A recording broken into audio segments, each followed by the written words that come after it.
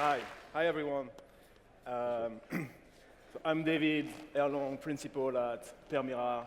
I'm here on stage with Francois Nuyts, CEO of Allegro, who recently joined the company just a few months ago. 4 months ago now. 4 months ago. Yes. And Seems a long time, but seems yes. a long time already. We're here to talk about one of the European e-commerce champion. It's a company that was founded 19 years ago in Poland, started off as a C2C marketplace, connected consumers to consumers, was an auction website similar to the initial business model of eBay, and over time has transformed the business model to connect today hundreds of thousands of merchants, professional sellers, to half of the Polish population. Today, Allegro is the distant #1 e-commerce player in Poland. It is also one of the largest marketplaces in Europe in terms of scale, GMV, and more importantly, profitability. Francois, as you kind of recently joined, would be great, first to reintroduce yourself and share your initial observations. One of the comments that you made when you first started is that you were surprised to see the employees of Allegro talking about Allegro as a startup, which is quite an interesting comment given the scale and tells a lot about the internal culture. Yes, and it's actually quite fun when you're talking to the team and outside. It's a 1,700 employee organization across 5 places in Poland. And you know, it's great to remind us our luck in a sense that we can either think of ourselves as the largest marketplace in Poland, 20 million active users, or we can think of ourselves as a startup, and it's what the team does. And it's really just a state of mind at the end of the day. It's looking at the space ahead and thinking, wow, we grew that business, and I say we, it's an inclusive, I'm just 4 months in, so it's just out of respect for all the work that has been done so far. But we grew that business to such a level, and when you look at all the levers that can be improved, you say, hey, that company could double, triple over the next 5, 10 years, or even shorter. That's what I call a startup, meaning there's so many services, functions that we can do on behalf of customers to make the website and the offer so much stronger. So that's the excitement, and I don't know how many companies, and obviously here at NOAH, probably quite a few, but how many companies of this size can offer that level of excitement for the employees in terms of just value creation, launching new products, launching new features on a daily basis. When we initially looked at the company 2 years ago when we invested, I was very surprised to see a unique combination of high liquidity, high engagement, high frequency of transactions, amazing marketing efficiency, which kind of result in quite a few unique combinations of growth and profitability for a marketplace and an e-commerce player. That was my view as an investor. It was interesting to hear your views as an operator based on your previous experiences in other markets. It's actually, so first, Allegro is mostly a marketplace. I mean, there's a tiny fraction of the business that is 1P. And you're talking about 125,000 sellers. That's, I think, as many sellers as the next top 5 platforms united. When you look at the efficiency of the operations, you're talking, in terms of marketplace, you're talking about something which we call the flywheel, right? It's the more sellers you have, the more traffic you get, the more consumers you get. But what is really surprising, again, it's the level of headspace. Meaning, if we look at the raw numbers, we've got 6 million active users, 20 million visitors. If you look at the size of Poland, about 40 million population, or you look at the total size of retail, it's despite the size, we're basically touching 3 out of 100 retail transaction. In the UK, equivalent would be about 3-4 times the size. So the level, again, of headspace to grow those businesses by making sure, as any retailer, whether it's a marketplace or it's a retail 1P business, making sure that the selection is, how do you say, the widest selection you could possibly find, meaning there is no reason to go anywhere else. The price is sharp, and then the fuzziest of them all, which is convenient, which is a mix of cheap and free delivery, free credit, and obviously how easy it is to get in and out of the store, notably in some more complex categories, such as grocery or fashion that we're barely touching at the moment. If you look at the Polish market and the e-commerce penetration in Poland, it's still quite low. Surprisingly, despite the scale of Allegro today, the penetration of e-commerce in Poland is quite low, kind of relative to other Western European markets or obviously the United States. So that offers significant room to grow. And obviously Allegro has quite a significant share of the online retail, but quite a small share of the total retail market. And I know that's your North Star KPIs. You're thinking of a player, irrespective of whether it is operating online or offline, looking at the market, the total retail market. So how do you view the Polish market versus the other European markets where you spend some time? Was it France, Italy, Spain? I mean, overall it's very similar, right? Consumers want choice, they want price, they want convenience, speed. Whether in Italy they order more pasta machine, in Spain more paella equipment, and I don't know, I see a couple of Poles in the room, some pierogi or golubsi for the Polish markets. Yes, but the very basic components are the same. And sometimes in, in retail or online, we tend to assume there's kind of a commandment saying you shall buy online. It's not true.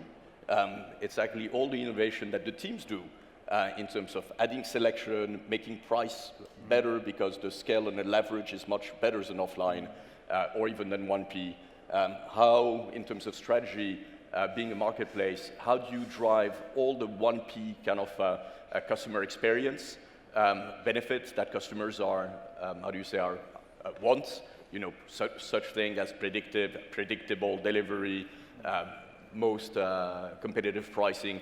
How do you do this through technology? Having a 3P environment is really the name of the game in terms of strategy. Because if we manage to do this better and better and better, you'd get so much better scale, and obviously at P&L economics that are so different, and the 1P very asset incentive model.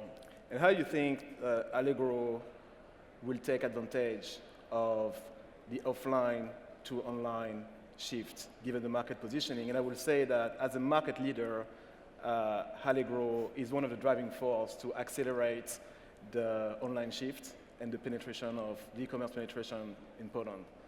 The first thing is really that startup culture, and what I mean by that is, despite the fact that we've grew so much, I mean,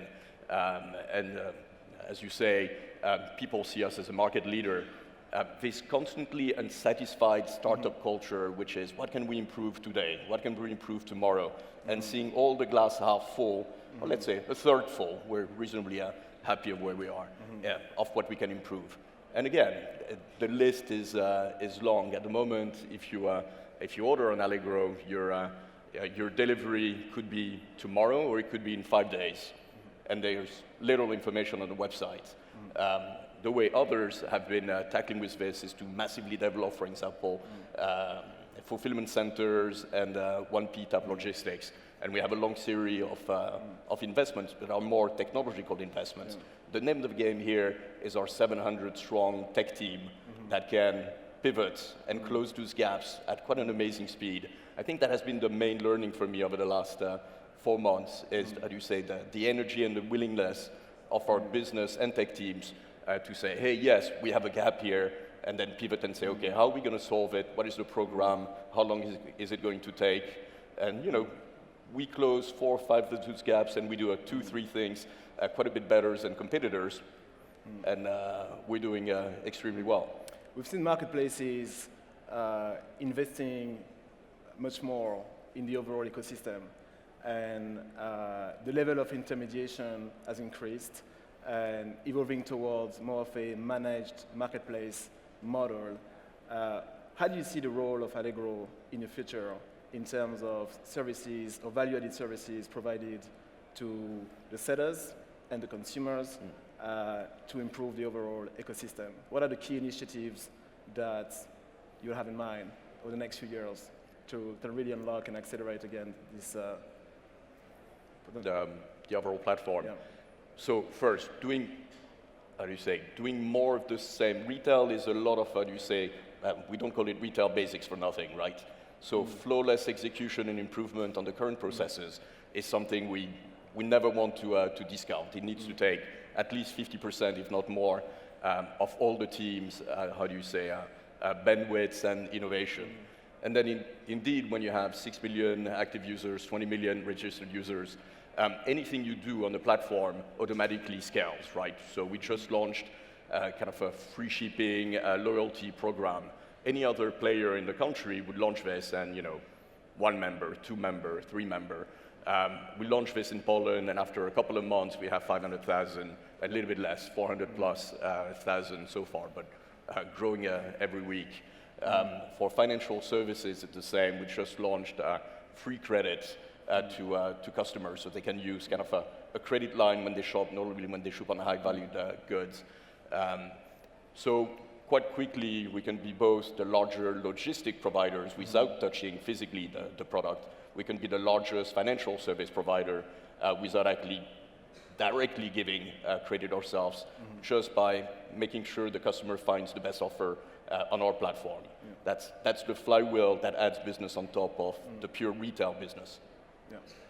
And obviously, as you mentioned, Allegro's marketplace, strong network effects, flywheel, a number of advantages in terms of business model, but also a number of challenges.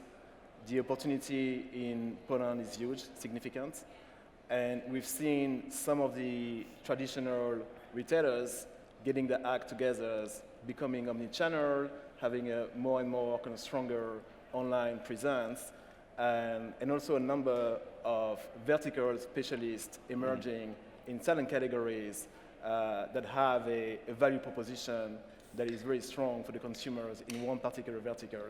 How do you think of being a horizontal marketplace, the advantages, cons versus the other players?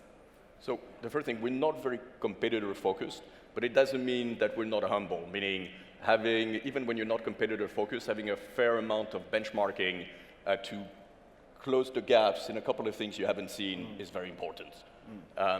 In terms of recurrent, different approach, you clearly have some categories where the offer can be a little bit different and that are big enough to be totally differentiated, mostly fashion, mostly grocery. And it's, the way you shop those categories is quite a bit different. For example, in both categories, the long tail applies, but not to the same. You don't want to be a museum of food or a museum of black socks. So in those categories, you see early, vertical play in those categories reasonably well at local level or at global level. And obviously, if we can make that work for us, again, we benefit from 6 million customers. So over time, we'll be looking at how can we serve those categories at least as well as if we were a vertical, but with the benefit of being able, we don't have to buy, in many ways, the marketing, we can just surface it to the customers. But that's the fun stuff. It's when you have, dedicated team that says, hey, this category is a little bit different. What do we need to do? And normally when you solve it, you realize that whatever you did in grocery is also applicable to books purchase, for example, multiple item or basket, those type of things. So it's... Allegro today is 100% online. Do you think that the model, if you think of the next 20 years, that the model will need to evolve at some point and starting to develop an offline presence to be able to compete in the long run? Why not? Who knows in 20 years? I know there is so much space in online that I don't have any, short-term plan to do anything offline. But as always in business, you need to be reasonably open-minded, quite open, and both tactical and strategic. So if there is anything that doing offline we could do better by having both channels, why not? It's I share your views. perfect. Thank you for your time. Thank you. Pleasure. Thank you.